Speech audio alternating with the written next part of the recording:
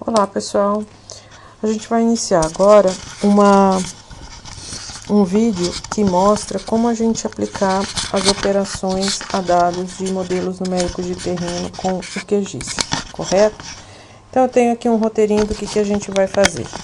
Nós vamos importar um modelo digital de elevação do projeto Topodata do INPE, ok?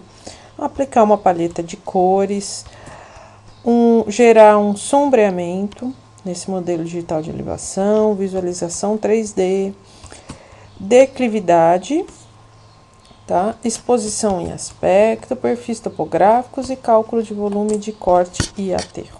Então, vamos lá. Vamos iniciar os procedimentos aqui agora. Primeiro, eu vou então baixar o projeto Topodata. Eu vou mostrar para vocês como baixa, na verdade, e depois nós vamos... eu já tenho o arquivo baixado, e aí eu vou utilizá-lo, tá?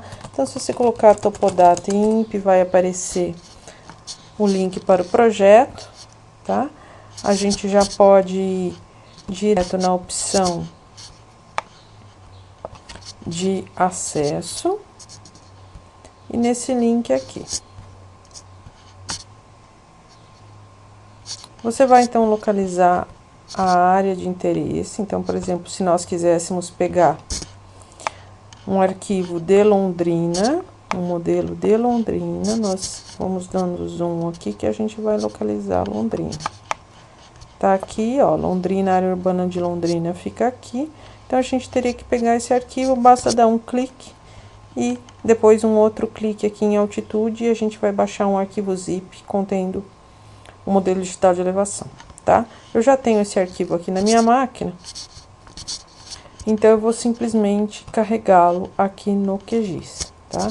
Então, deixa eu só localizar aqui no meu computador.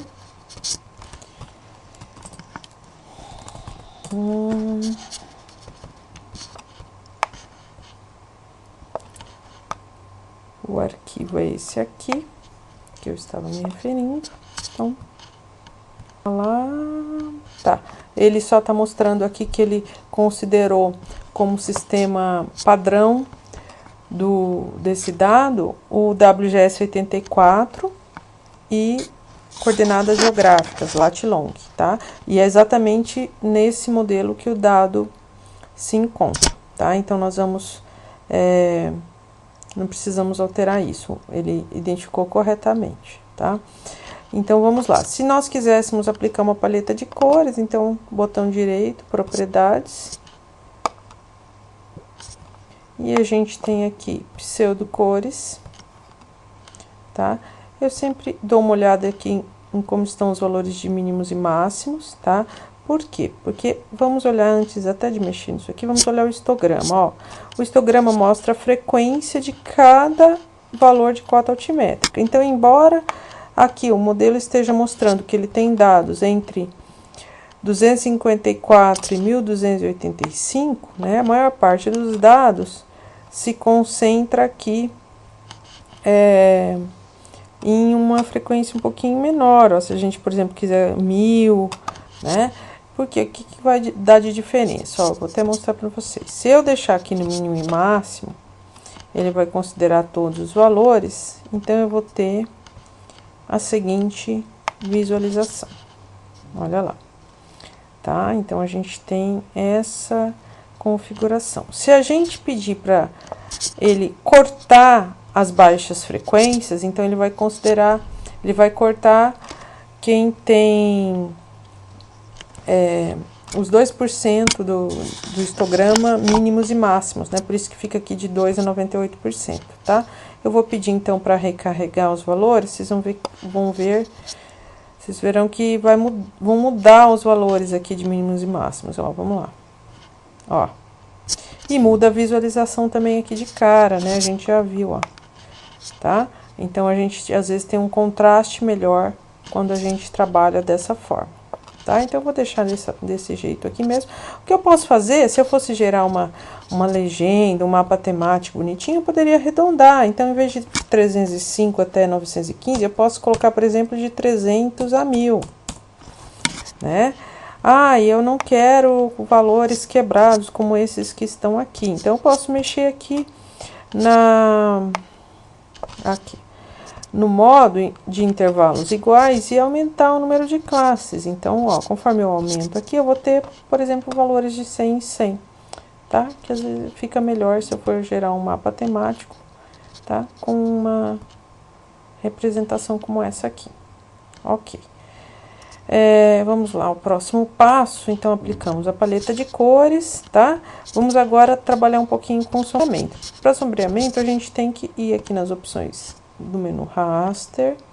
A gente tem em análise a parte de Hue Shade, tá?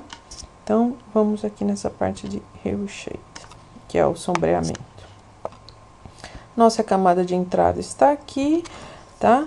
E aí eu normalmente deixo nesses parâmetros. O sombreamento é a ideia de projeção de um feixe de luz sobre esse modelo. Vai nos dar uma impressão já de uma aparência de modelo 3D, ok?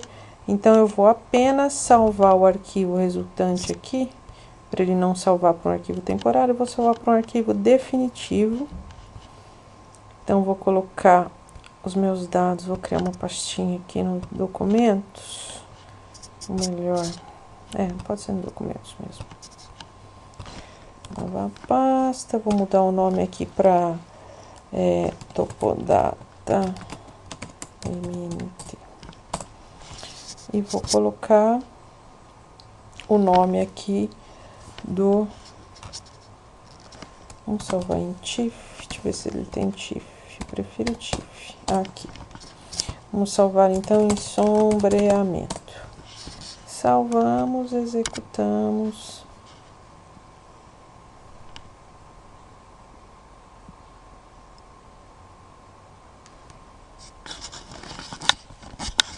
Está aí o resultado pronto do sombreamento, né? Então, aquele aspecto 3D que eu falei para vocês, ó. Olha só como fica interessante quando eu estiver, né, avaliando uma área, eu quero conhecer um pouquinho sobre o relevo dessa área, né?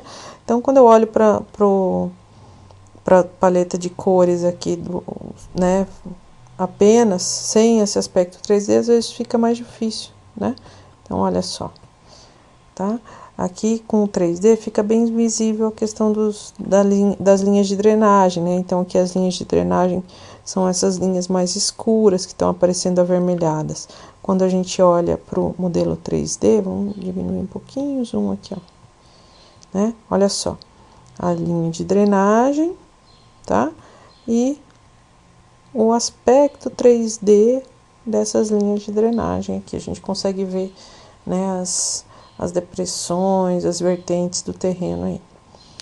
Ok, eu posso ainda, nesse sombreamento gerado, brincar um pouquinho com a transparência, que dá um efeito bem interessante. Então, a gente tem aqui, ó, transparência.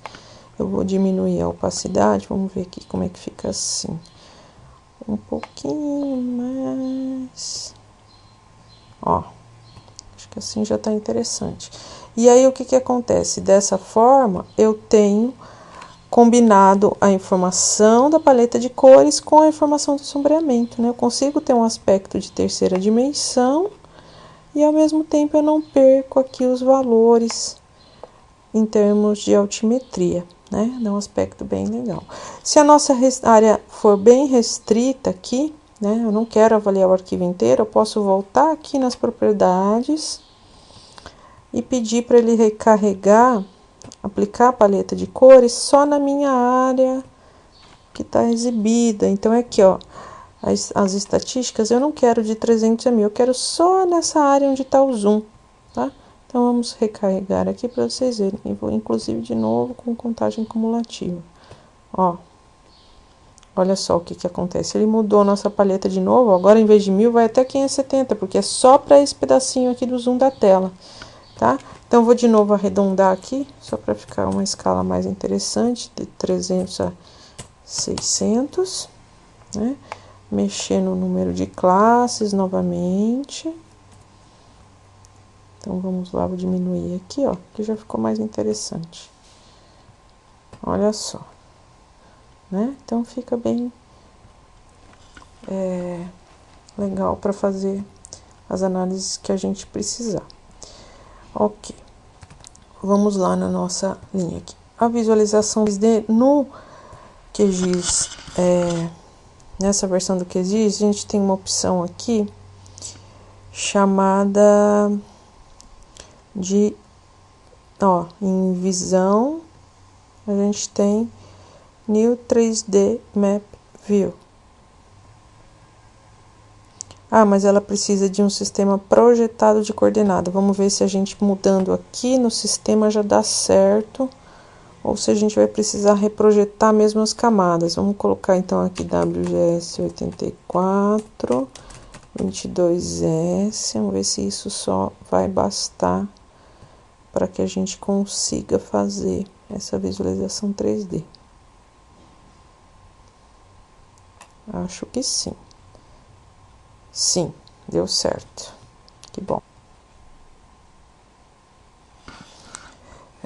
Pessoal, só um detalhe. Eu tive que, de fato, fazer a reprojeção das duas camadas aqui para o TM, tá? Então, eu já fiz isso para a gente ganhar um pouquinho de tempo aqui no vídeo. Já fiz isso, recarreguei novamente. Então, não bastou mudar só o projeto, tá? Eu tive que reprojetar as camadas, botão direito, exportar, save as, mudei aqui para o TM, coloquei 30 MB de resolução no pixel, salvei o arquivo, fiz isso para os dois, ok? Então, foi isso que teve que ser feito. E aí sim, eu venho aqui na visão 3D, agora. E agora eu tenho um aspecto 3D de fato, Eu posso aqui só mudar a imagem. Se eu segurar o Shift e o botão esquerdo, eu consigo rotacionar, E aí eu tenho um aspecto 3D aqui. Eu posso modificar alguns parâmetros, tá? Então é interessante colocar aqui, por exemplo, a escala vertical, vou colocar, por exemplo, 20, tá? Vamos aqui fazer isso, 20.